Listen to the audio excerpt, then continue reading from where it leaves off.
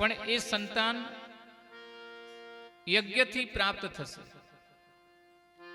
મહારાજ દશરથજી કહે, આપના માર્ગદર્શનમાં હું યજ્ઞ શરૂઆત કરવા માટે અને તૈયારી કરવા માટે તત્પર છું.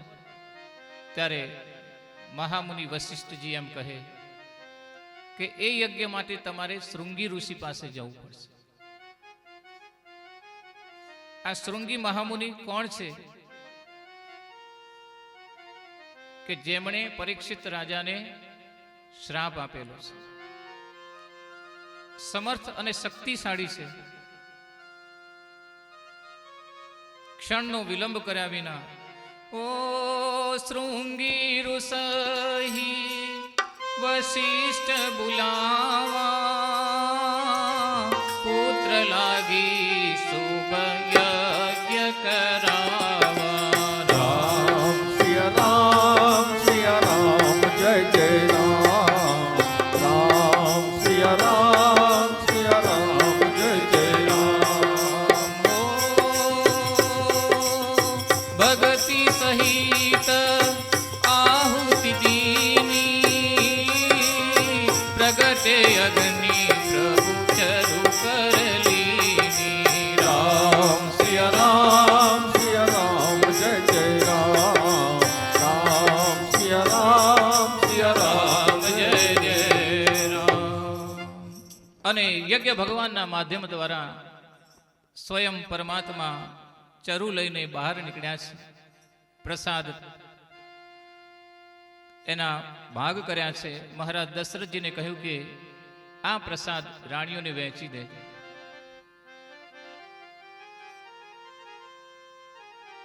મહારાજ દશરથજીએ વિચાર કર્યો કે આ પ્રસાદની વહેંચણી કેવી રીતે કરવી. એમાં પણ રાજાએ પોતાની બુદ્ધિનો ઉપયોગ કર્યો છે. કૌશલ્યાજી એ પટરાણી છે, એટલે પહેલો પ્રસાદ કૌશલ્યાજીને આપવો પડે. પણ કઈ એ પાત્રથી એ બરાબર પરિચિત છે, એટલે કૌશલ્યાજીને જો પહેલો પ્રસાદ આપવામાં આવે અને કઈ કદાચ નારાજ થઈ જાય તો સુમિત્રાજી તો કશું બોલે એવા નથી. એટલે બે ભાગ કરીને એક કૌશલ્યાજીને અને બીજો કૈકેયીને એક સાથે આપ્યો. અને એમ કહ્યું કે આ બંનેમાંથી થોડોક ભાગ એ સુમિત્રાજીને આપ્યો. એટલે સુમિત્રાજીને બે પુત્ર થયા. પ્રસાદની વહેંચણી થઈ છે. यही बीधि गर्भ सहित सब नारी, भयउ हृदय हर्षित सुख भारी. राम सिया राम जय जय राम. राम सिया राम जय जय राम. जहाँ दीन ते हरि गर्भ ही आए, सकल लोक सुख संपत्ति छाए.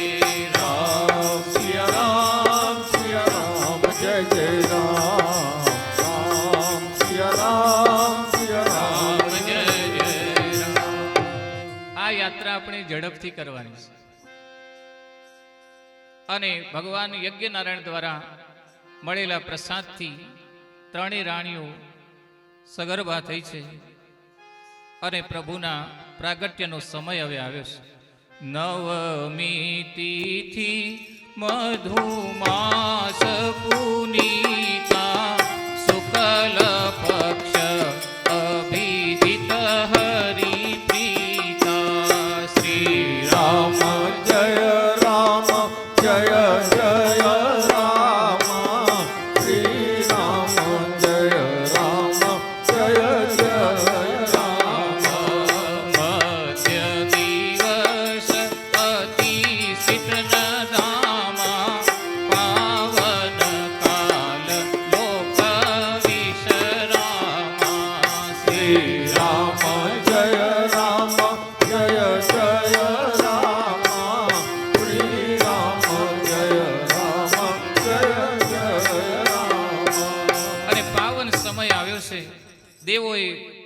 પરમાત્માની ગર્ભ સ્તુતિ કરી છે.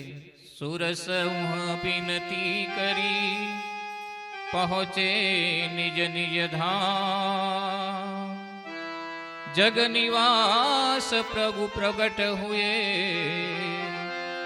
અખિલ લોક વિશ્રામ.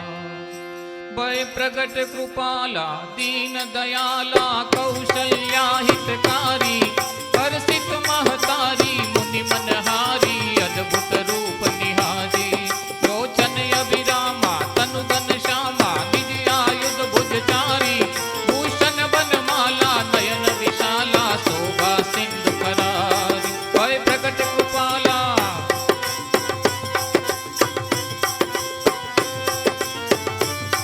ભય પ્રગટ કૃપાલા દીન દયાલા કૌશલ્યા હિતકારી, હર્ષિત મહતારી મુનિ મનહારી, અદ્ભુત રૂપ નિહારી.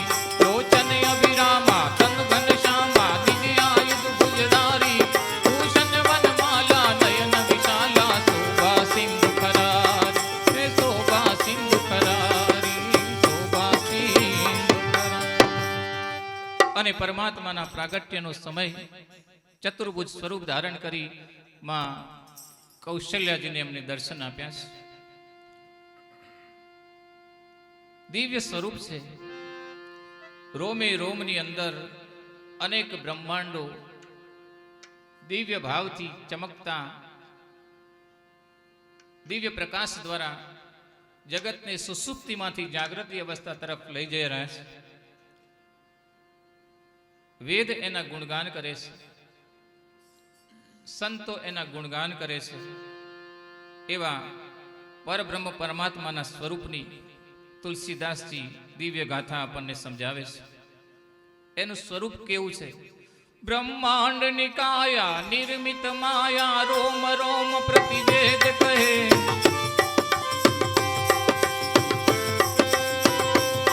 બ્રહ્માંડ નિકાયા નિર્મિત માયા, રોમ રોમ પ્રતિવેદ કહે. મમ ઉર્ષો વાસી યહ ઉપવાસી, સુનત ધીર મત ધીર ન રહે.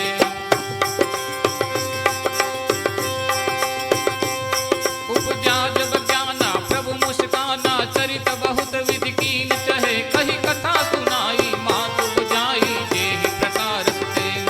ब्रह्मांड निकाया निर्मित माया, रोम रोम प्रतिवेद कहे. मम पुरुषो वासी यह उपहासी, सुनत धर्म कबीर.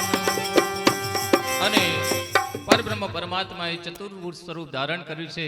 માં કૌશલ્યાએ કહ્યું કે આપ તો મારા બાળક બનીને આવવાના હતા, આજ તો જગતના પિતા બનીને આવ્યા છે. નજર હટાવી લીધી અને પ્રભુએ તરત જ પોતાનું બાળ સ્વરૂપ ધારણ કર્યું, રડવા લાગ્યા. દાસીઓને ખાતરી થઈ કે માતાએ પુત્રને જન્મ આપ્યો છે. દોડતી દોડતી દાસીઓ રાજભવનની અંદર જ્યાં અન્ય માતાઓ છે ત્યાં ગઈ અને કેટલીક દાસીઓ રાજ દરબારમાં ગઈ છે. દશરથ પુત્ર જન્મ સુની કાના, માધવ બ્રહ્મા નંદ સમાના. શ્રી રામ જય રામ જય જય રામ, શ્રી રામ જય રામ જય જય રામ. પરમ પ્રેમ મન પુલક શરીરા, આનંદ મગન સકલ પુરવાસી. શ્રી રામ જય રામ જય જય રામ, શ્રી રામ જય રામ જય જય રામ. મહારાજ દશરથજીને બ્રહ્મ આનંદ પ્રાપ્ત થયો છે. સમગ્ર અવધના નિવાસીઓ ખૂબ જ આનંદ, દરેકના મુખ ઉપર સ્મિત છે. એકબીજાને આનંદ વહેંચી રહ્યા છે. પ્રભુનું પ્રાગટ્ય થયું. થોડોક સમય વીત્યો. મહારાજ દશરથજી સાથે અને અન્ય નગરવાસીઓ સાથે પ્રભુનું દિવ્ય આકર્ષણ હતું.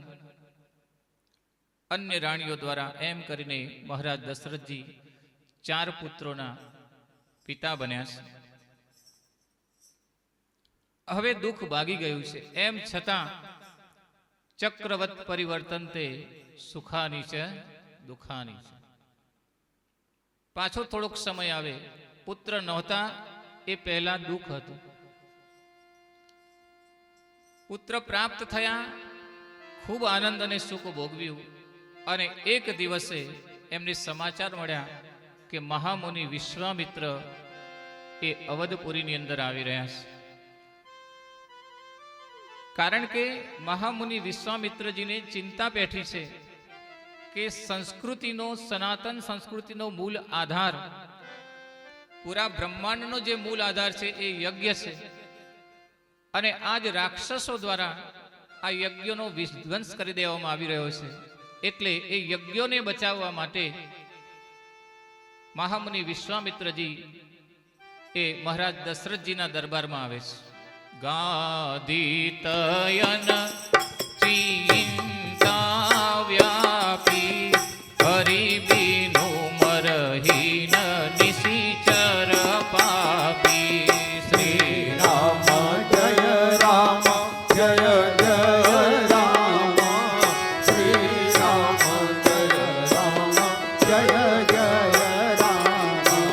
તબ મુનિવર મન कीन विचारा प्रभु अवतरे हरण मही भारा. श्री રામ જય રામ જય જય રામ. શ્રી રામ જય રામ જય જય રામ. અને મહામુનિ વિશ્વામિત્રજીને એમ થયું કે એમને સાંભળવામાં આવેલું કે મહારાજ દશરથજીને ત્યાં પરબ્રહ્મ પરમાત્મા પ્રગટ થયા છે. મનમાં તો સંશય હતો કે વાસ્તવમાં આ વાત સાચી કે ખોટી. એટલે એમણે વિચાર કર્યો કે કદાચ પરબ્રહ્મ પરમાત્મા નહીં હોય તો રાજાને યજ્ઞના વિધ્વંસ થઈ રહ્યા છે એના માટેની જાણકારી આપી અને રાજાની મદદ લઈને આ રાક્ષસોનો વિનાશ કરવો એ પણ યોગ્ય છે. અને પરબ્રહ્મ પરમાત્મા હશે તો પછી તો કોઈ સવાલ રહેવાનો નથી. મહારાજ દશરથજીની પાસે આવી સૌ પ્રથમ તો વશિષ્ઠ મહામુનિ કે જેમના દ્વારા મહારાજ દશરથને સદબુદ્ધિ પ્રાપ્ત થઈ હતી અને દિવ્ય જ્ઞાન પ્રાપ્ત થયું હતું. સમગ્ર કુળની પરંપરાઓ જે આદર્શ સાથે જોડાયેલી હતી એના હકદાર અભિનંદન માટે વશિષ્ઠજી અને હવે બીજા ઋષિ ત્યાં પધારી રહ્યા છે. ઋષિનું સ્વાગત પરંપરા એ અવધનો મુદ્રાલેખ હતો. સ્વાગત ઇત્યાદિ થયા પછી મહેમાન આવે એટલે બધું સ્વાગત કર્યા પછી ધીમે રહીને પૂછાય કે આપ કોઈ કામે આવ્યા હોય તો બોલો. ત્યારે મહારાજ દશરથજીએ કહ્યું કે હે મહામુનિ, અમારા લાયક કોઈ કામ હોય તો કહો. બોલે તારી પાસે હું માગવા આવ્યો છું. અને માગવા શબ્દ જ્યારે વિશ્વામિત્રજી બોલ્યા છે ત્યારે રાજાનું સર નીચે ઝૂકી ગયું. બોલે મને ચક્રવર્તી સમ્રાટ કહેવામાં આવે છે અને તમે મારા રાજ્યના વિસ્તારની અંદર રહો છો અને મારા રાજ્યની અંદર રહેલા વ્યક્તિ જ્યારે માગવાની વાત કરે ત્યારે વાસ્તવમાં એક કલંક મારી ઉપર છે. સર નીચે ઝૂકી ગયું પણ સંયમ રાખી અને વાત કઢાવી લીધી. બોલે તારા 2 પુત્રોને માગવા આવ્યો છું.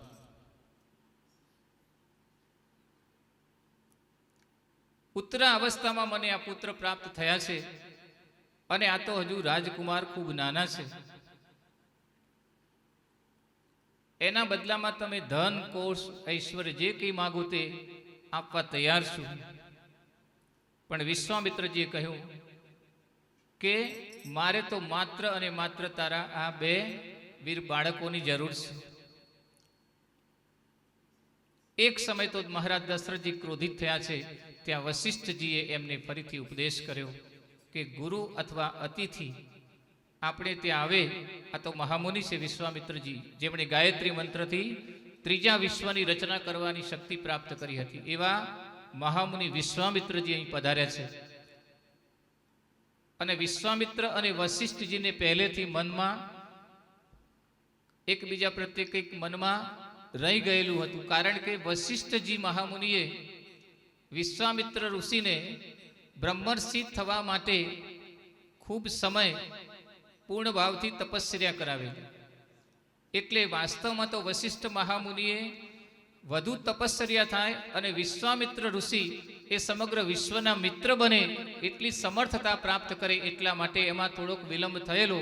પણ મનની અંદર કદાચ કોઈ સંશય હોય તો વિશ્વામિત્રજીને કહ્યું, અરે વશિષ્ઠજીએ મહારાજ દશરથજીને કે જે વિશ્વામિત્રજી કહે છે એનું પાલન તમે કરો. અને ગુરુ જ્યારે બોલે ગુરુ બિન ભવનિધિ તરહી ન કોઈ, અને સાથે સાથે ગુરુની આજ્ઞાનું જે પાલન નથી કરતો એ પણ ભવનિધિથી પાર ઉતરતો નથી. અને જ્યારે વશિષ્ઠજી બોલ્યા કે 2 પુત્ર તમે સોંપી દો, ત્યારે દશરથજી આગળ એક પણ શબ્દ બોલ્યા નથી. મહામુનિ વિશ્વામિત્રજી 2 વીર કુમારોને લઈ અને આગળ વધી રહ્યા છે. પુરુષ સિંહ દો વીર હર્ષી ચલે મુનિ ભય હરણ કૃપા સિંધુ મતિ ધીર અખિલ વિશ્વ કારણ કરણ અરુણ નયન ઉર્બાહુ વિશાલા નીલ જલજ તનુ શ્યામ તમાલા કટિપત પિટકસ કૈવર વાતા રુચિર ચાપ સાયક દોવાતા શ્યામ ગૌર સુંદર દૌ ભાવ વિશ્વામિત્ર મહાનિધિ પાઈ પ્રભુ પ્રબંધ ધર દેવ ન જા મોહિત પિતા તદેવ ભગવાના અરુણ નયન ઉર્બાહુ વિશાલા નીલ જલજ તનુ શ્યામ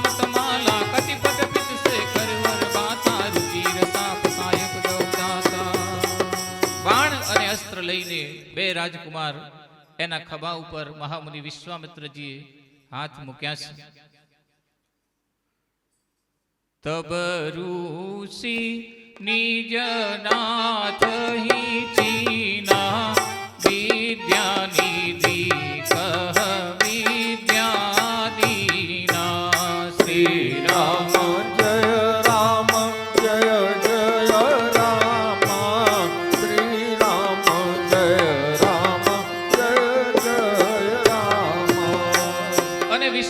મહામુનિએ ભગવાનને ઓળખી લીધા અને જેવા ઓળખ્યા તેવા એમને એક વિદ્યા ભણાવી. આ એમના બીજા ગુરુ છે મહામુનિ વિશ્વામિત્રજી. અને એવી વિદ્યા ભણાવી કે જેનાથી ભૂખ ન લાગે, તરસ ન લાગે. બલા અતિ બલા વિદ્યા. અને એ વિદ્યાઓ અર્પણ કરીને એ પોતાના આશ્રમની અંદર આગળ વધી રહ્યા છે. ત્યાં માર્ગની અંદર તાડકા વગેરે રાક્ષસોએ ઉત્પાત મચાવ્યો. પ્રભુએ પોતાના બાણ દ્વારા એનો ઉદ્ધાર કર્યો છે. આગળ વધતા એક સુંદર મજાનો આશ્રમ છે. પણ એ આશ્રમની અંદર બિલકુલ નીરવ શાંતિ છે. કોઈ આવન જાવન નથી. બધું સુમસામ છે. અને એ સુનસામ જગ્યાની અંદર ભગવાન શ્રી હરિ વિષ્ણુ જે અંતર્યામી છે, સૌ બધું જાણે છે, પણ મહામુનિ વિશ્વામિત્રજીને પ્રાર્થના કરે છે કે હે પ્રભુ, આ એવું તે કયું સ્થળ છે કે જ્યાં કોઈ આવતું જતું નથી. ત્યારે વિશ્વામિત્રજી કહે છે કે ગૌતમ મહામુનિના સ્ત્રી ધર્મપત્ની, આ ગૌતમ મહામુનિનો આશ્રમ છે. ઇન્દ્ર દ્વારા અને એમના ધર્મપત્ની દ્વારા, અહલ્યા દ્વારા જે ભૂલ થઈ હતી એને કારણે એમને શ્રાપ મળ્યો છે. અને એ સ્થળ આ છે. આ સામે પથ્થરની શિલા થઈને બેઠા છે. એ ગૌતમ પત્ની અહલ્યા છે અને આપના ચરણ રજની રાહ જોઈ રહ્યા છે. એના ઉદ્ધાર માટે પશ્ચાતાપ એમને થઈ રહ્યો છે અને પ્રભુએ એની ઉપર કૃપા કરી છે. પ્રભુના ચરણોના રજની સ્પર્શ થતાની સાથે એક ચૈતન્ય ત્યાં બેઠું થયું છે અને એ ચૈતન્યમાંથી ગૌતમ નારીનું પ્રાગટ્ય થયું છે. પર સતપદ પાવન શોકવ સાવન ભગત ગઈ તપ પુંજ સહી. પર સતપદ પાવન શોક સનાવન પ્રગટ ભઈ તપ પુંજ સહી. દેખત રઘુનાયક જન સુખદાયક સમ્મુખ હોઈ કરજો અતિ પ્રેમ અધીરા પુલક શરીરા મૂક નહીં આવે. અતિશય બડ ભાગી ચરણ લાગ્યા યુગલ નયન જલધાર બહી. યુગલ નયન જલ પાર ગઈ જેહી પરિચરી સરિતા પરમ પુનીતા પ્રગટ ભઈ શિવ શીશ ધરી. પ્રગટ ભઈ અને ભગવાનના ચરણ રજની સ્પર્શ થતાની સાથે પથ્થરમાંથી અહલ્યાનો પ્રાદુર્ભાવ થયો. ભગવાને એનો ઉદ્ધાર કર્યો છે. આગળ જતા જનકપુરની અંદર ધનુષ્ય યજ્ઞ છે. પ્રભુ શ્રી રામજી અને લક્ષ્મણજી વિશ્વામિત્ર મુનિ સાથે જનકપુરમાં પધાર્યા છે. ત્યાં ધનુષ્ય યજ્ઞ થયો, સ્વયંવર રચાયો અને શિવજીનું જે ધનુષ્ય હતું એ સ્વયંવરની અંદર મહારાજાઓથી એને ઉઠાવી પણ ન શકાયું. પ્રભુએ પોતાના ઐશ્વર્ય દ્વારા એ ધનુષ્યને તોડી નાખ્યું. જય જયકાર થયો અને જનકપુરની અંદર પરબ્રહ્મ પરમાત્માના વિવાહ નક્કી થયા છે. સાથે સાથે બીજા 3 ભાઈઓના પણ લગ્ન થયા. સીતા, ઉર્મિલા, માંડવી, શ્રુતિકીર્તિ, આમ 4 બહેનો અને મહારાજ દશરથના 4 પુત્ર ભરત, શત્રુઘ્ન, લક્ષ્મણ અને શ્રીરામના લગ્ન સંપન્ન થયા છે. અયોધ્યામાં ખુશાલી છે,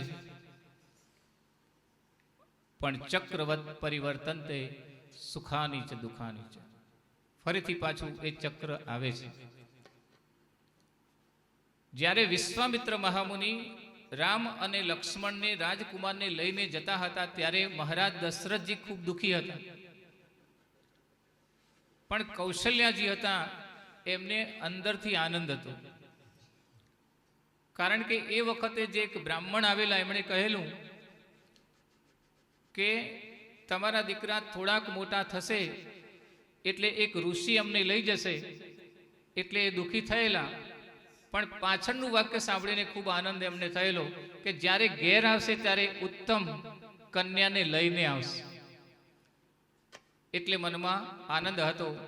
આજ અયોધ્યાની અંદર 4 ભાઈઓ 4 પત્નીઓ સાથે પધાર્યા છે. પૂર્ણ ભાવથી નગર રાજ્યનો વહીવટ ચાલી રહ્યો છે. અને મહારાજ દશરથજીને એક દિવસે અરીસામાં જોવાનું મન થયું. દરબારની અંદર મૂકેલા અરીસામાં, આમ અરીસામાં તો બધા જુએ, પણ જે દરબારની વચ્ચે મૂકેલો હતો એ અરીસામાં નજર પડી. ખબર પડી કે શ્રવણ ગ્રંથિની નીચે જે કેસ છે એ સફેદ થઈ ગયા છે. એટલે એમને ખબર પડી કે હવે આ નગર અથવા તો રાજ્ય એ રાજકુમારોને સોંપી દેવામાં જ ભલાઈ છે. એને ખબર પડી ગઈ કે હવે આ મુગટ ત્રાસો થઈ ગયો છે. આ શરીર આ માથા ઉપર શોભે એમ નથી. એટલે હવે એ મુગટ હું રામના શિર ઉપર અથવા તો એને અર્પણ કરી દઉં અને મુક્ત થઈ જાઉં.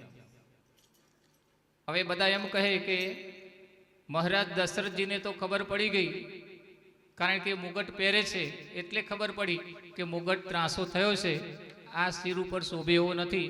પણ અમને કેવી રીતે ખબર પડે? અમે તો મુગટ પહેરતા નથી, તો અમારો મુગટ વાંકો થયો છે એની ખબર કેવી રીતે પડે? એટલે તુલસીદાસજી સમજાવે છે કે તમે તમારા ખેતરેથી, તમારી ઓફિસેથી ઘેર જ્યારે આવો અને એકદમ બધા ઘરના વ્યક્તિઓ આવો પિતાજી પાણી પીવો, આમ પીવો, ચા પીવો, કોફી લો અને બધા માટે તૈયાર થઈ જાય તો સમજવાનું હજુ તમારો મુગટ સીધો છે.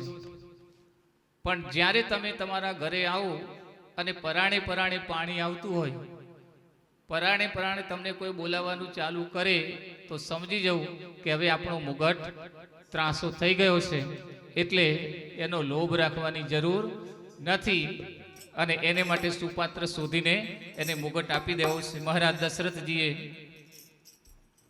રામજીના શિર ઉપર મુગટ મૂકવા માટે સંકલ્પ કર્યો છે. ચારે બાજુ બધાને આનંદ થયો છે. અવધની અંદર આનંદ થયો કે રામ રાજા થશે અને સીતાજી મહારાણી થશે. આ યાત્રા રામચરિતમાનસની આપણે થોડીક ઝડપથી લઈએ છીએ, કારણ કે આપણું ભાગવતનું મુખ્ય એક કૃષ્ણ લીલા છે, પણ પરમાત્માનું જ આ સ્વરૂપ છે. એને પણ થોડુંક આપણે જાણી લઈએ કે એ અવસ્થાની અંદર, એ જન્મની અંદર, એ અવસરની અંદર પ્રભુએ શું લીલા કરી છે. આજ અવધપુરીની અંદર રામજીને માથે મુગટ મૂકવાના સંકલ્પ સાથે મહારાજ દશરથની સાથે સાથે સમગ્ર અવધપુરી આનંદમાં છે. પણ પાછો સમય બદલાય છે. લગ્ન કરીને આવ્યા, સુખ આવ્યું, હવે પાછું ચક્રવત પરિવર્તન તે સુખાની છે દુખાની છે. ઉપર દેવતાઓને એમ થયું કે પ્રભુ તો લીલા કરવા માટે આવ્યા છે અને જો અયોધ્યાની અંદર જ રહીને રાજ્ય પૂરું કરશે તો એમની લીલા અધૂરી રહી જશે. એટલે દેવતાઓએ મનની અંદર વિચાર્યું કે એને માટે કઈ ઉપાય કરવો જોઈએ. એ માં સરસ્વતી પાસે જઈ અને સરસ્વતીની આરાધના કરી છે. દેવી શારદા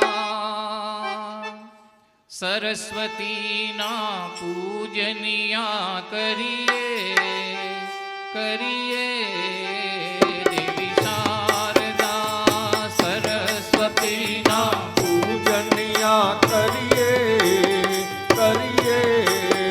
દેવી શારદા સરસ્વતીના પૂજનિયા કરીએ કરીએ. દેવી શારદા સરસ્વતીના પૂજનિયા કરીએ કરીએ. દેવી શારદા કાલિદાસને કામણ કીધા, કાલિદાસને કામણ કીધા, ભોજ બાણને દર્શન દીધા, ભોજ બાણને દર્શન દીધા. મયુર વાહિની ચરણોમાં નમીએ નમીએ. દેવી શારદા સરસ્વતીના પૂજનિયા કરીએ કરીએ. દેવી શારદા સરસ્વતીના પૂજનિયા કરીએ કરીએ. દેવી શારદા દેવોએ વિચાર્યું માં સરસ્વતીનો આશ્રય લીધો છે. હવે સરસ્વતી માતાને એમ કહેવામાં આવ્યું, દેવો દ્વારા પ્રાર્થના થઈ કે આપ એવું કંઈક કરો કે પ્રભુને જેને રાજ મળવાનું છે એને વનવાસ થાય. એટલે પહેલી વખત તો સરસ્વતી દેવીને પણ એમ થયું કે આ દેવ રહે છે ઉપર, પણ કૃત્ય કેવા કરે છે, નીચ જેવા.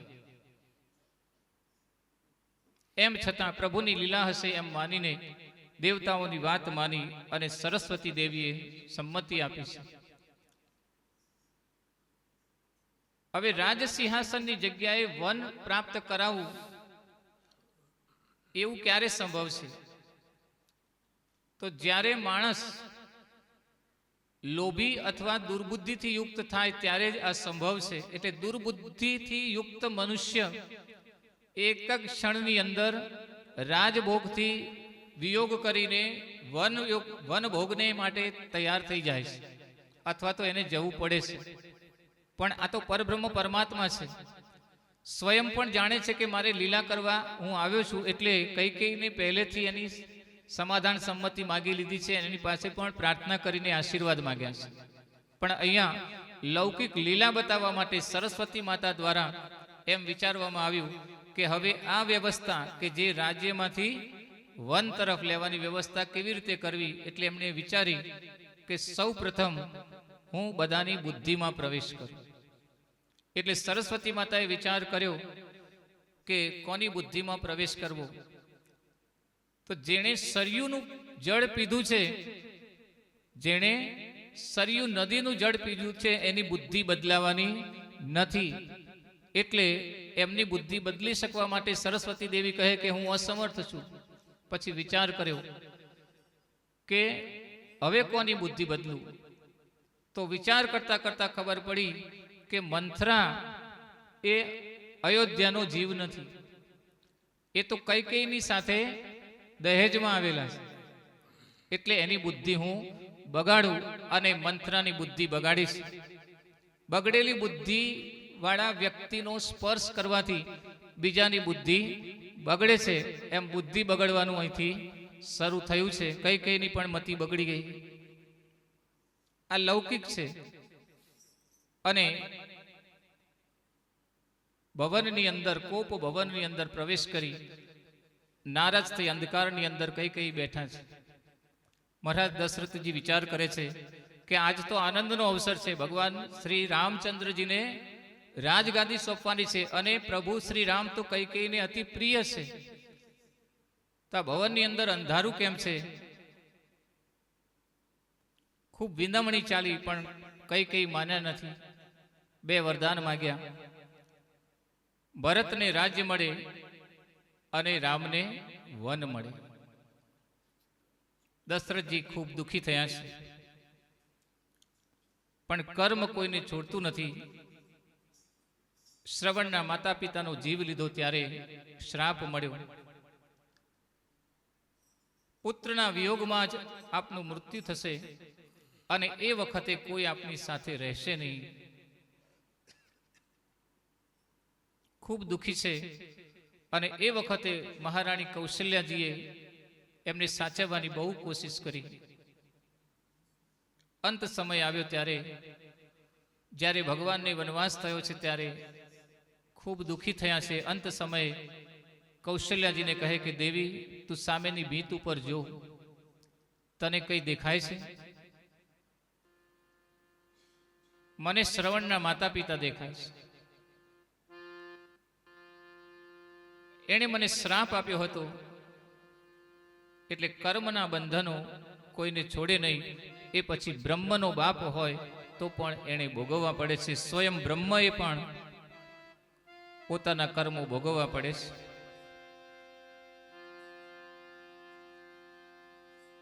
રામ સહિત લક્ષ્મણ અને સીતાજી વનની વાટે વળ્યા છે. બીજી બાજુ ભરતજી પોતાના મામાના ઘરેથી ઘરે આવ્યા છે.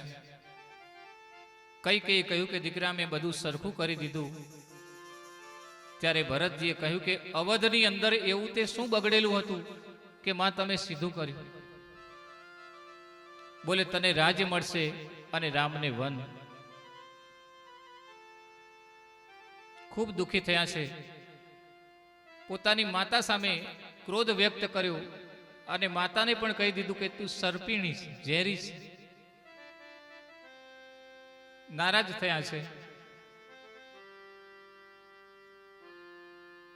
મહારાજ દશરથજી એ સ્થૂળ શરીર છોડી દીધું. ભરતજી આવ્યા પછી એમનો અગ્નિ સંસ્કાર કર્યો અને પ્રભુ શૃંગબેરપુરની અંદર વનની અંદર નિવાસ કરી ગંગાના તીર ઉપર આવ્યા છે.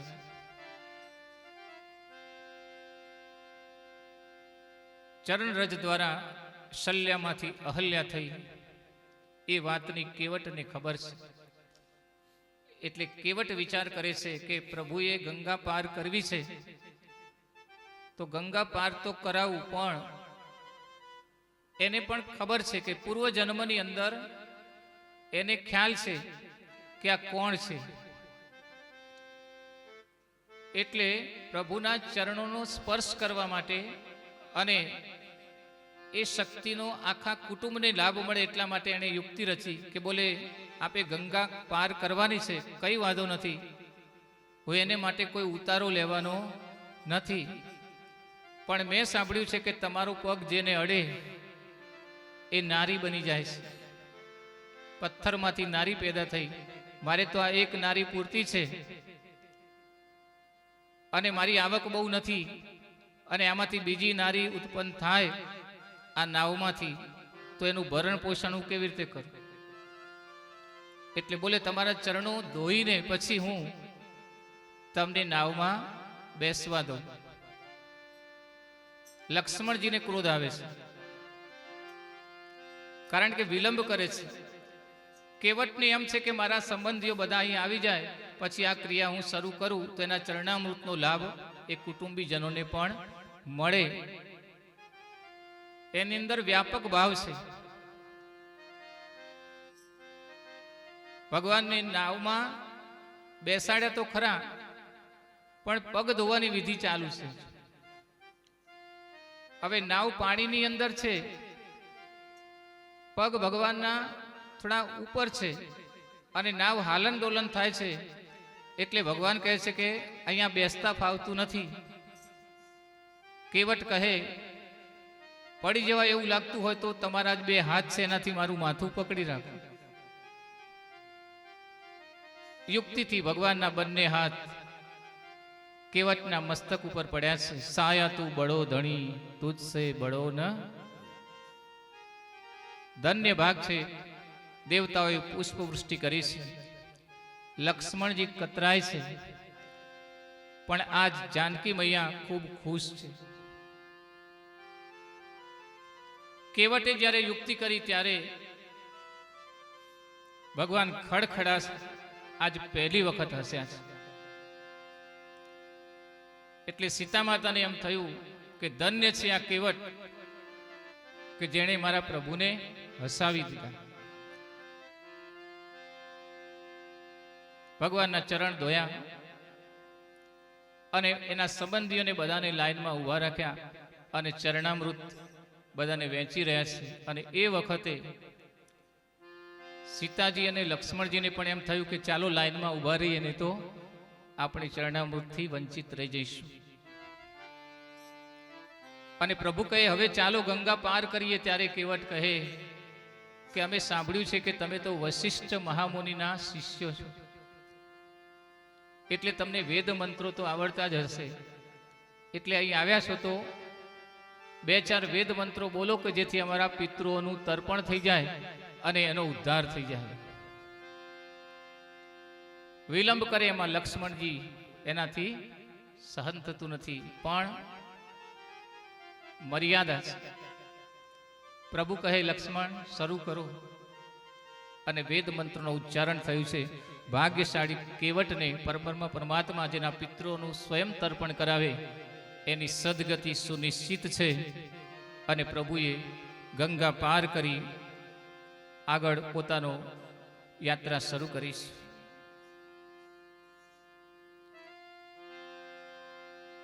વનની અંદર અત્રિ મહામુનિ, ભારદ્વાજ મહામુનિ વગેરે મહામુનિનો સંપર્ક થયો છે. પરમાત્માએ પંચવટીમાં પ્રવેશ કર્યો. ફરતી ફરતી શૂર્પણખા એક વખત પ્રભુની આ ઝૂંપડી પાસે આવી છે, ને ત્યાં રામ અને લક્ષ્મણને જોયા. એટલે આ રાક્ષસીના મનની અંદર વિચારનું પરિવર્તન થયું અને એની સાથે લગ્ન કરવા માટેનું આકર્ષણ થયું. સુંદર સ્વરૂપ ધારણ કર્યું છે શૂર્પણખાએ.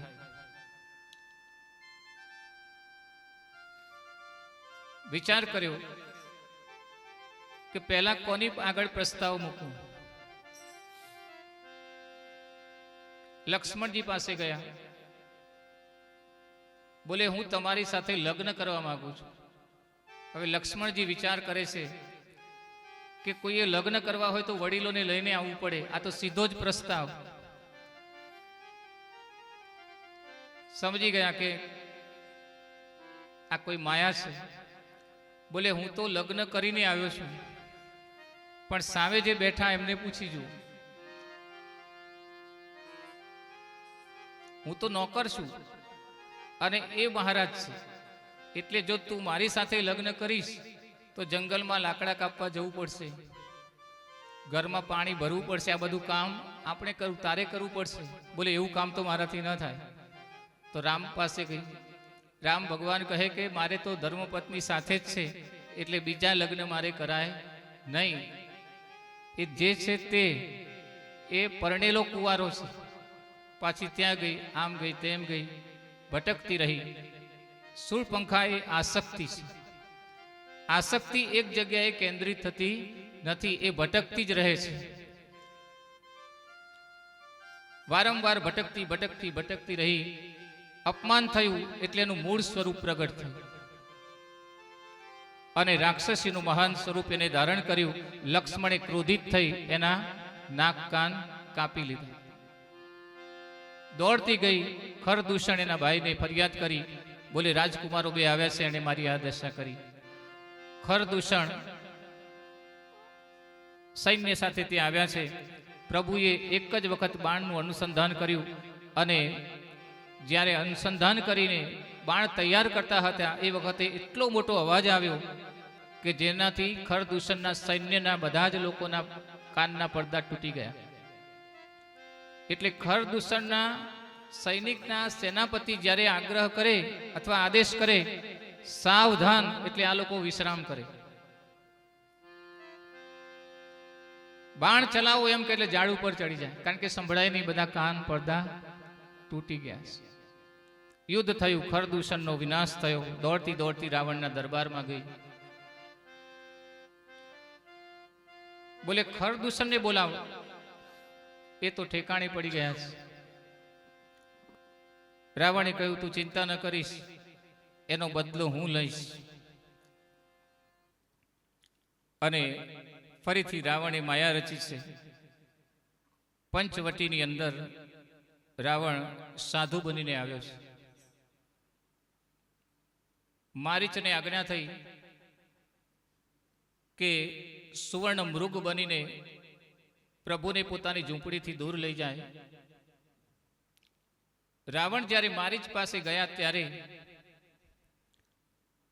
મારીચે રાવણને સમજાવ્યું કે સ્વયં પરબ્રહ્મ પરમાત્મા છે, એની સાથે વેર બાંધવામાં કઈ મજા નથી, એટલે હું સુવર્ણ મૃગ બનવા માંગતો નથી. પણ રાવણે એને ડર આપ્યો, બીક આપી.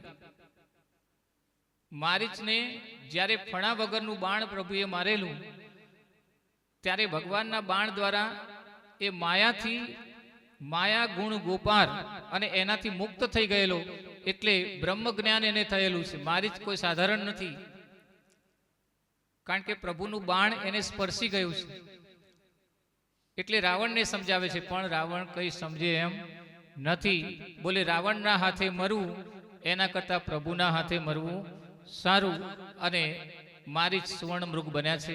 સીતાજી એ એના સાથે આકર્ષણ થયું છે. એ પહેલા પ્રભુએ સીતાજીને પોતાની છાયાનું રૂપ પ્રગટ કરાવ્યું છે. મૂળ સીતા એ બ્રહ્મમાં લીન થયા છે. લક્ષ્મણ લક્ષ્મણ એવો અવાજ મારીચે કર્યો. પાછળ રામચંદ્ર ભગવાનજી છે, સીતાજીના કહેવાથી લક્ષ્મણજી એ તરફ ગયા છે. મારીચનો ઉદ્ધાર થયો. પ્રભુ શ્રી રામ જ્યારે પોતાની પંચવટીમાં ઝૂંપડીમાં આવે છે ત્યારે લક્ષ્મણજીને કહે છે કે મને લાગે છે કે હવે કદાચ સીતાજી ઝૂંપડીમાં નથી. લક્ષ્મણજી કહે મેં લક્ષ્મણ રેખા દોરી હતી અને એમાં કોઈને પ્રવેશ કરવાની તાકાત ન હતી, પણ રાવણે પણ યુક્તિ કરી અને બાંધી ભિક્ષાથી મુક્તિ મેળવી અને સીતાજીને બહાર બોલાવી એનું હરણ કર્યું છે. મધ્યમાં જટાયુ નામનું જે પક્ષી છે એને રાવણ સાથે યુદ્ધ કર્યું. ભગવાનને જટાયુએ પ્રાર્થના કરી કે હે પ્રભુ, મને તે પક્ષી બનાવ્યો છે અને પક્ષી બનાવ્યો એટલે હું નિર્વળ છું, એમ છતાં પણ મારી જેટલી તાકાત હતી એટલી તાકાતથી હું લડ્યો, પણ આ હત્યારા રાવણે મારી પાંખો કાપી નાખી છે અને હવે મારામાં ઉડવાની તાકાત નથી. પ્રભુ રામ અને લક્ષ્મણ જ્યારે સીતાની શોધ કરતા કરતા જટાયુને મળ્યા ત્યારે પોતાની વેદના રજૂ કરી. પ્રભુ, એક પ્રાર્થના કરું કે આવતા જન્મની અંદર મને મનુષ્ય દેહ આપજો, તો મારા ભાવ વડે આ રાષ્ટ્રને એની રક્ષા કરવાની જવાબદારી હું નિભાવીશ. આજ પ્રભુએ જટાયુને પોતાના ખોળામાં લીધા છે. મહારાજ દશરથજીના અગ્નિ સંસ્કારનું ભાગ્ય તો રામજીને ન મળ્યું, પણ એના મિત્ર જટાયુને પિતા સમાન ગણી એમનો અગ્નિ સંસ્કાર કર્યો છે, ઉદ્ધાર કર્યો. પ્રભુ રામ અને લક્ષ્મણજી વ્યગ્ર છે, દુઃખી છે, સીતાની શોધમાં અહીં તહીં ભટક્યા કરે છે. ભગવાન શિવજી માં પાર્વતીજીને આ કથા સંભળાવે છે ત્યારે વનમાં ભટકતા પ્રભુ શ્રી રામ એમની પરીક્ષા કરવાનું મન સતીને થયું કે ખરેખર અર્થમાં આ બ્રહ્મ છે કે નહીં. પરીક્ષા થઈ, સતી એમાં નાપાસ થયા. સીતાનું રૂપ ધરીને સતીએ આ કપટ કર્યું. શિવજીએ એમનો ત્યાગ કર્યો છે. દક્ષ પ્રજાપતિના મહાયજ્ઞની અંદર સતી હોમાઈ ગયા. અહીંયા પ્રભુ આગળ વધી રહ્યા છે. આગળ જતા પરબ્રહ્મ પરમાત્મા રામ અને લક્ષ્મણજી એમને હનુમાનજીનો ભેટો થયો છે. બ્રાહ્મણનું સ્વરૂપ ધારણ કરી હનુમાનજીએ સુગ્રીવ સાથે એનું સમાગમ કરાવ્યો છે. સુગ્રીવ અને રામને બંને વચ્ચે એક ભાવપૂર્વકનો સંબંધ બંધાયો અને સાથે સાથે એકબીજાના કાર્ય પૂર્ણ કરવા માટે સંકલ્પ લીધો છે. હું તમને મદદ કરીશ, તમે મને મદદ કરજો. ગુરુજી કહેતા, तुम हमारा काम करो, हम तुम्हारा काम करेंगे. सुग्रीव कहे, प्रभु सीतानी शोधમાં અમે મદદ કરીશું. મારી ધર્મ પત્નીને વાલીએ બાંધી રાખી છે, એને છોડાવવામાં તમે મને મદદ કરજો. બંને વચ્ચે પૂર્ણ ભાવથી સ્નેહ ભાવ બંધાયો છે. શરૂઆતમાં તો સુગ્રીવ અને વાલીનું ખૂબ યુદ્ધ થયેલું, પણ વાલી શક્તિશાળી હતો. પ્રભુએ એને સ્વધામ પહોંચાડ્યો છે. ત્યારબાદ સુગ્રીવ મદમાં અંધ બની અને પોતાના સંકલ્પથી વિરક્ત થયો. સંકલ્પને ભૂલી ગયો. સંકલ્પને યાદ દેવડાવવા માટે લક્ષ્મણજી દ્વારા હનુમાનજીથી સંદેશો મળ્યો. સુગ્રીવને કહ્યું કે જે વાલીને મારી શકે છે એણે બધા બાણ ખાલી કરી દીધા નથી. હજુ એના બાથામાં ઘણા બાણ પડ્યા છે, એ આ બાજુ પણ આવી શકે છે. ભય બતાવ્યો. સુગ્રીવને ફરીથી જ્ઞાન પ્રાપ્ત થયું, બુદ્ધિ જાગૃત થઈ. ભોગમાં યુક્ત એવા સુગ્રીવે ફરીથી વાનર સેના તૈયાર કરી છે અને સુગ્રીવે દક્ષિણ દિશાની અંદર નીલ, અંગદ, હનુમાન આદિને દક્ષિણ દિશાની અંદર સીતાજીની શોધ માટે મોકલ્યા છે. અન્ય વાનરોને અન્ય દિશાઓ તરફ વાળ્યા છે. હવે દક્ષિણ દિશાની વચ્ચે દરિયો પડે છે. આ દરિયાને કોણ ઓળંગે? જાંબુવનજી કહે, મારામાં તો એટલી બધી તાકાત હતી કે એક ક્ષણની અંદર હું પૃથ્વીની 15-15, 17-17 પ્રદક્ષિણા કરતો, પણ એ મારી જુવાની હતી. હવે મારી ઉંમર થઈ ગઈ છે, એટલે આ દરિયો પાર કરીને પાછું આવવાનું સામર્થ્ય મારી પાસે નથી. અંગદ ખૂબ શક્તિશાળી છે. અંગદ કહે, હું જાઉં તો ખરો, પણ પાછું આવવામાં સંશય છે. કારણ કે અંગદ અને અક્ષય કુમાર, જે રાવણનો ભાઈ છે, એ બંને એક જ શાળામાં ભણતા હતા અને અંગદ એને ખૂબ હેરાન કરતો. એટલે ગુરુએ એવી આજ્ઞા કરેલી, એવો શ્રાપ આપેલો કે તું અક્ષય કુમારની સામે જશે એટલે તારી શક્તિ અડધી થઈ જશે ને અડધી શક્તિ અક્ષય કુમારમાં જતી રહેશે. એટલે બોલે, કદાચ હું જઈ તો શકું, પણ અક્ષય કુમાર જો સામે મળે તો પછી મારું પાછું આવવું સંભવ નથી. બધા બેઠા છે અને ત્યાં જાંબુવનજી હનુમાનજી તરફ દ્રષ્ટિ કરે છે. જય જય જય હનુમાન ગોસાઈ.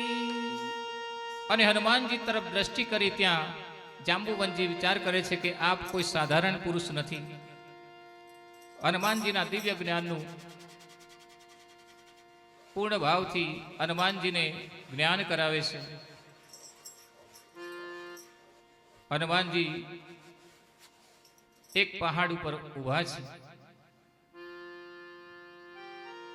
दुनिया चले न श्री राम के बिना, राम जी चले न हनुमान के बिना.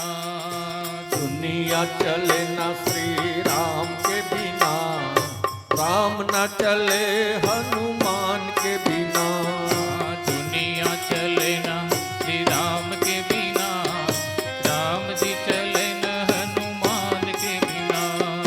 दुनिया चले ना श्री राम के बिना, राम न चले हनुमान के बिना. હનુમાનજીએ છલાંગ લગાવી છે, પર્વત પાતાળમાં ગયો છે. કાલનેમીનું સ્વરૂપ ધારણ કરી વિલંબ કરવા આવ્યો છે. સુરસા વગેરે દ્વારા હનુમાનજીની પરીક્ષા થઈ છે. દેવોએ સુરસાને મોકલી છે. બોલે ખરા અર્થમાં આ લંકાના આ સાગરને પાર કરીને સીતાની શોધ કરવા માટે સમર્થ છે કે નહીં, એના માટે શરૂઆતમાં હનુમાનજીની પરીક્ષા થઈ છે. સુરસા હનુમાનજીને એમ કહે છે કે હું તને ખાઈશ. હનુમાનજી કહે તારે મને ખાવું હોય તો ખાજે, પણ હું અત્યારે પ્રભુના કામ માટે નીકળ્યો છું, અને એટલા માટે કામ કરીને જ્યારે પાછો આવું ત્યારે હું આપોઆપ તારા મોઢામાં આવી જઈશ. પણ સુરસા માનતા નથી. આજે હું તને મારો ખોરાક બનાવી દઈશ. હનુમાનજી કરતા બમણું કદ, હનુમાનજી એના કરતા બમણું, એમ કરતા કરતા એટલું વિરાટ સ્વરૂપ ધારણ કર્યું. તુલસીદાસજી કહે એક પગ જો આગો પાછો કરે હનુમાનજી તો બીજો પગ એમનો લંકામાં જાય. એટલા બંનેના વિરાટ સ્વરૂપ થયા, અને હનુમાનજીએ એકદમ નાનું સ્વરૂપ ધારણ કરી અને સુરસાના મુખમાં પ્રવેશ કરી એકદમ નીકળી ગયા. સુરસાને થયું કે આ બહુ બુદ્ધિશાળી છે, આશીર્વાદ આપ્યા છે, આગળ વધ્યા છે. વિશ્રામ કરવા માટે જે પર્વતોની પાંખો કાપી લેવામાં આવી હતી, એ પર્વતો જો સોનાનો પર્વત છે સુમેરુ, આ સોનાના પર્વતને દેવોએ આજ્ઞા કરી હનુમાનજીને વિશ્રામ કરવા માટે આગ્રહ કરો, પરીક્ષા કરો. રામ કાજ કિએ બિના મોહે કહા વિશ્રામ. અને હનુમાનજી લંકામાં પહોંચ્યા છે. લંકાની નગરી જોઈ ખુશ થઈ ગયા. આહા, કેટલો બધો વૈભવ છે! આખી નગરી સોનાની છે. તુલસીદાસજી કહે છે કે રાવણે લંકા સોનાની બનાવી, કારણ કે સોનાનો બધાને મોહ હોય છે.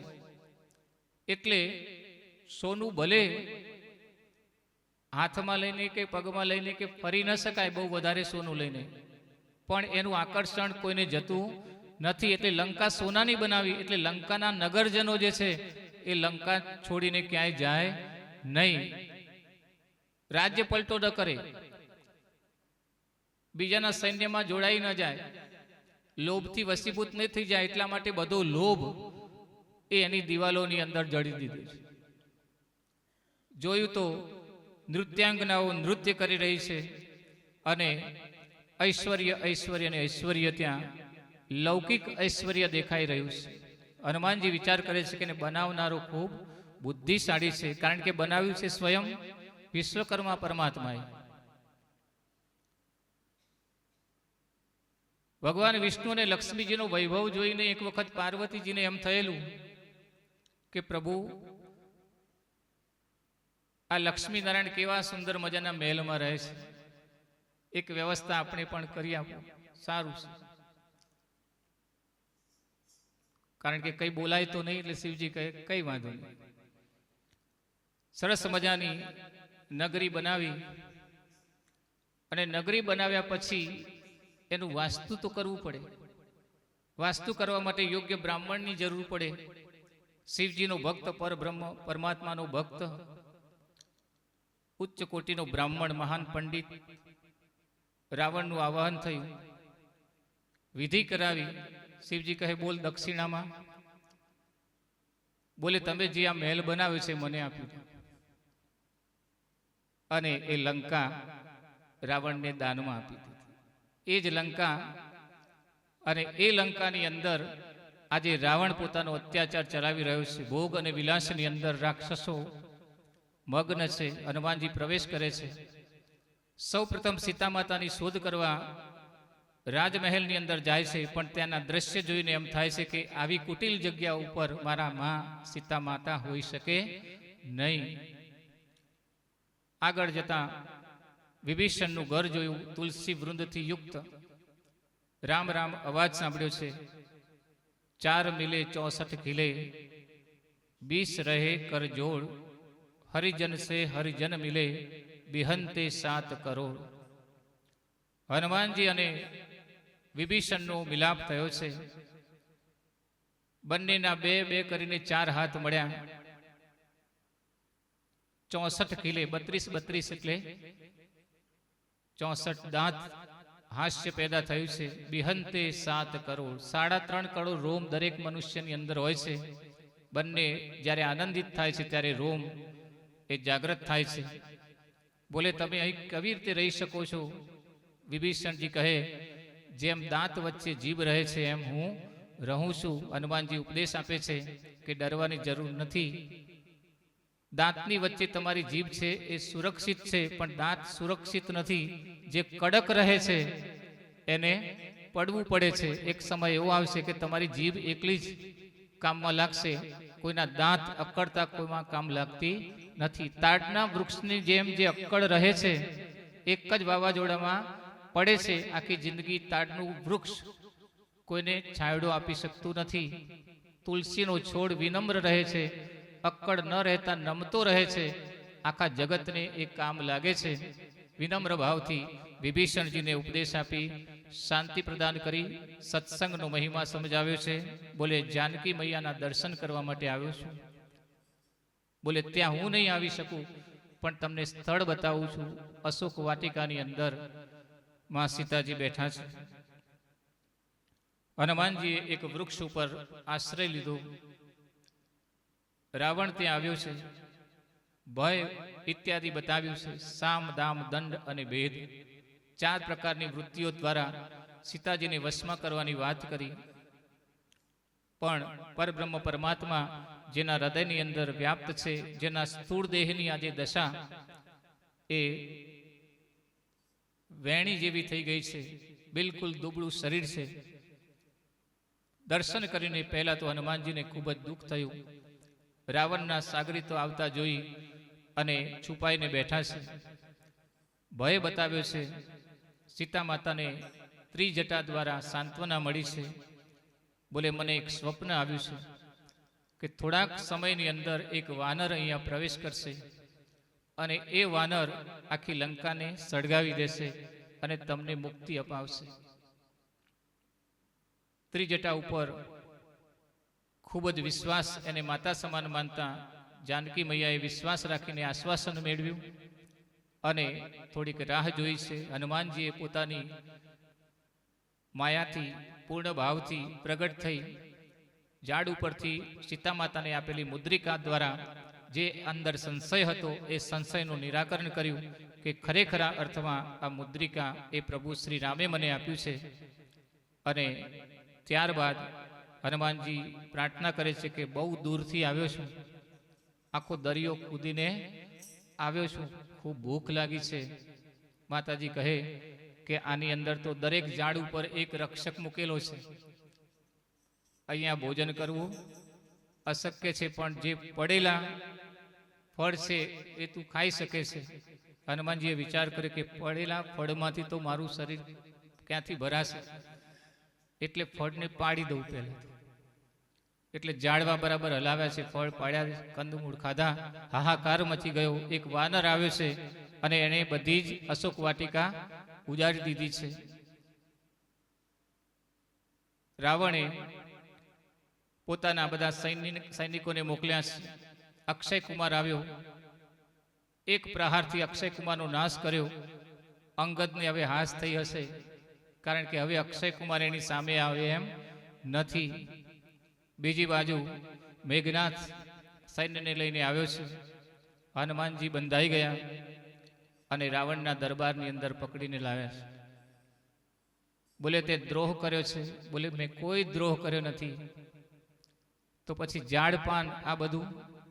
બોલે ભગવાને અમને બનાવ્યા છે એવા અમારી પ્રકૃતિ જેવી છે કે જાનપાળ ઉપર અને ફળ ફળાદી ખાવા માટે અમે ગમે તેમ કુદાકુદ કરીએ છીએ, કારણ કે બીજી વ્યવસ્થા અમારા માટે ઘરની કે કોઈ વ્યવસ્થા ભગવાને કરી નથી. એટલે આ જ અમારી વ્યવસ્થા છે, એટલે અમે અમારી પ્રકૃતિ પ્રમાણે જીવ્યા છીએ. પણ તું મનુષ્ય છે, તે તારી પ્રકૃતિ ગુમાવી છે, મર્યાદાઓનું ઉલ્લંઘન કર્યું છે. એટલે ધીમે રહીને કહું છું કે સીતા માતા તું ભગવાનને સોંપી દે. બંને વચ્ચે વાક યુદ્ધ થાય છે અને વાક યુદ્ધની અંદર હનુમાનજીને દંડ આપવાનું નક્કી થાય છે. વિભીષણજીનો પ્રવેશ, બોલે આ દૂત થઈને આવ્યા છે, સંદેશ લઈને આવ્યા છે, એટલે દૂતને દંડ આપવો યોગ્ય નથી. એને મૃત્યુદંડથી આપી અને એને નિયમોનો ભંગ કરવો યોગ્ય નથી. માટે અંગ ભંગ કરવા માટેનો એક દંડ એને કરો. હનુમાનજી માટે એવું કહેવાય છે કે વાનર માટે પૂંછ અતિ પ્રિય હોય છે, એટલે આની પૂંછ બાળો. આખા નગરના બધા કપડાં લાવ્યા, તેલ લગાવ્યું અને હનુમાનજીની પૂંછ સળગાવી છે. હનુમાનજીએ જય શ્રી રામ કરી અને એક પછી એક ઘર ઉપર થોડું થોડુંક બેઠા. ખબર પડી ચારે બાજુ લંકા સળગી રહી છે. એક ઘર બચ્યું છે માત્ર વિભીષણજીનું. સમુદ્રના કિનારે આવ્યા છે. ત્રિજટા કહે, માં સીતે દેખ દીકરી. એ તો માતા પોતે હતા. દીકરીને કહ્યું કે હવે લંકા સળગી રહી છે અને મારું સ્વપ્ન સાચું થઈ રહ્યું છે. હનુમાનજી પાછા આવ્યા છે, માતાજીના ચરણોમાં પ્રણામ કર્યા.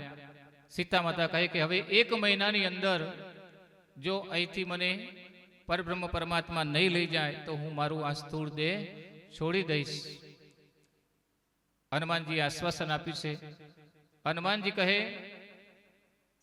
મને મર્યાદા આપેલી છે, મને માત્ર તમારી શોધ કરવા માટેની જ જાણકારી આપેલી છે અને એના માટે જ અહીં મોકલ્યો છે. બાકી તમને લઈ જવાનું કહ્યું હોત તો હું અત્યારે હાલ જ તમને ત્યાં પહોંચાડી દેત, પણ મારી સાથે પણ સંકલ્પોની મર્યાદા છે. મર્યાદા પુરુષોત્તમ રામ, જેનો આ શિષ્ય છે ભગવાન હનુમાનજી, મર્યાદાઓનું અક્ષરશઃ પાલન કરે છે. માતાજીએ ચૂડામણી આપ્યો અને કહ્યું કે આ ચૂડામણી પ્રભુને આપજો. હનુમાનજી ફરીથી જય શ્રી રામ કરી અને પાછા જ્યાં સુગ્રીવ ઇત્યાદિ, જાંબુવન ઇત્યાદિ વાનર સેના બેઠી છે ત્યાં આવ્યા છે. જય જયકાર થયો. હનુમાનજી સીતાજીની શોધ કરી અને પાછા આવ્યા છે. હવે વિલંબ સાનો દરિયા કિનારે પ્રભુએ પુલ બાંધવાનું શરૂ કર્યું. એ પહેલા સમુદ્રને માર્ગ આપવા માટે આગ્રહ કર્યો, પણ માન્યો નહીં. ભય વિના પ્રીતિ ન હોય, ભય બતાવ્યો છે, ગભરાયો અને ઉપાય બતાવ્યો કે પ્રભુ શ્રી રામનું નામ ધારણ કરીને જે પથ્થર અહીંયા મૂકવામાં આવશે એ પથ્થર એ સ્થિર થઈ જશે અને એના દ્વારા એક પુલ બનશે કે પુલની ઉપર થઈ આપ લંકામાં પ્રવેશ કરી શકો છો. લંકાની તળેટીમાં રામની સેના બરાબર વિશ્રામ કરી રહી છે અને એ વખતે વીજળીના જેવા ચમકારા થઈ રહ્યા છે, મૃદંગનો અવાજ આવી રહ્યો છે. ત્યારે એ અવાજની અંદર પ્રભુ શ્રી રામ કહે કે અત્યારે શું ચાલી રહ્યું છે? વીજળી, વરસાદ તો દેખાતો નથી, વીજળી દેખાય છે, ચમકારા સેના છે. વિભીષણનો જ્યારે આઘાત એના ઉપર થયેલો,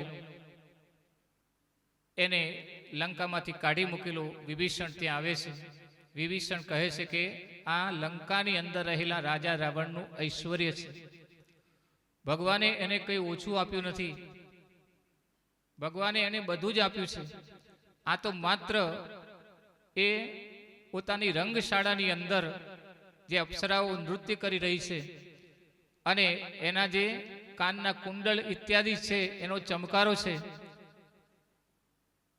ભગવાનને થયું કે યુદ્ધ કરતા પહેલા કોઈ એક વ્યક્તિને મોકલીએ, સમાધાન થાય તો સારું. યુક્રેન અને રશિયાનું સમાધાન મોદીજી કરાવે તો સારું. પસંદગી થઈ અંગદની પસંદગી થઈ. અંગદે રાવણના દરબારમાં પ્રવેશ કર્યો. બધાને એમ થયું કે પેલો વાનર આવ્યો કે જેણે બધું અસ્તવ્યસ્ત કરી નાખ્યું હતું. બધા લાઈનમાં ગોઠવાઈ ગયા, કેટલાક ઘરમાં ઘૂસી ગયા. બોલે આની પાસે જવા જેવું નથી. સ્વરૂપ એક જ દેખાય. અંગદ રાજ દરબારની અંદર આવ્યા છે અને જેવો અંગદ પ્રવેશ કરે છે તેવા જ બધા ઊભા થઈ જાય છે. રાવણ કહે મારા નગરમાં મારા સિવાય કોઈ આવે રાજ દરબારમાં તો ઊભા થવાની આજ્ઞા નથી. પણ કાલે કહેલું કે જેના હૃદયની અંદર બ્રહ્મ હોય છે, બ્રહ્મ તેજ હોય છે, એ વ્યક્તિ જ્યાં પણ પ્રવેશ કરે ત્યાં બધી વ્યક્તિઓ ઊભા થઈ અને આપોઆપ નમસ્કાર કરે. નમસ્કાર કરી દીધા પછી ખબર પડે કે મેં તો આમને વંદન કરી દીધા, આ રાક્ષસોનું એવું થયું. રાવણે ધ્યાન દોર્યું ત્યારે ખબર પડી કે આપણે આને વંદન કર્યા છે. આસન ન મળ્યું, પૂંછનું આસન બનાવી અને રાવણના આસનથી ઊંચું આસન. ઉપદેશ આપ્યો, સમજાવ્યો. રાવણ માનતો નથી. શરત મૂકી કે મારો જમણો પગ હું અહીંયા સ્થિર કરું છું અને મારા બ્રહ્મવતી પરમાત્મા વતી હું વચન આપું છું કે જે મારા પગને અહીંથી હટાવશે તો હું આ શરત હારી જઈશ અને અમે લંકા છોડીને પાછા ચાલ્યા જઈશું. ધરતી માતાને એમ થયું કે આ સીતા એ તો મારી પુત્રી છે. અંગદના પગને બરાબર પકડી રાખ્યો છે. ધરતી માતાએ એની સાથે જોડાણ રાખ્યું છે. પરબ્રહ્મ પરમાત્માનું દિવ્ય વજન, દિવ્ય શક્તિ અંગદની અંદર પધાર્યા છે અને રાવણ છેલ્લે પગ પકડવા જાય છે. મુકટ હટી જાય છે. અંગદ કહે મારા નહીં પણ પ્રભુના પગ પકડો. રાવણ માનતો નથી અને એને કારણે હવે યુદ્ધ સુનિશ્ચિત થઈ જાય છે. લંકા કાંડનો અહીંયા આરંભ થાય છે. મહાભયંકર યુદ્ધ થયું અને એ યુદ્ધની અંદર રાવણનો વધ સૌથી છેલ્લો થયો. કારણ કે પ્રભુ જ્યારે લીલા કરવા આવે છે ત્યારે સૌ પ્રથમ જો રાવણને મારી નાખવામાં આવે તો એની સાથે જોડાયેલા બીજા જે રાક્ષસો છે એ બચી જાય. એટલે એ બચી જાય તો ફરીથી પાછું એવું ને એવું સામ્રાજ્ય ઊભું થાય. એટલે પહેલા આજુબાજુના જે રાક્ષસો હતા એ યુદ્ધમાં આવ્યા છે. સેનાપતિ બદલાતા ગયા છે કારણ કે એમનું મૃત્યુ થયું છે અને આગળ વધતા વધતા છેલ્લે રાવણનો સંહાર થાય છે. બોલે રામચંદ્ર ભગવાન કી જય. કુંભકર્ણ ઇત્યાદિનો મધ્યમાં વધ થયો, રાવણનો સંહાર થયો. મંદોદરીએ પ્રભુને પ્રાર્થના કરી એની ઉત્તમ ગતિ માટે. વિભીષણને લંકાના રાજા બનાવ્યા છે. વિમાન લઈ પ્રભુ અયોધ્યા તરફ પ્રયાણ કરે છે અને એ વખતે અયોધ્યાની અંદર શુભ શુકન થવા લાગ્યા. પ્રભુ શ્રી રામચંદ્રની આ લીલા આપણે સંક્ષિપ્ત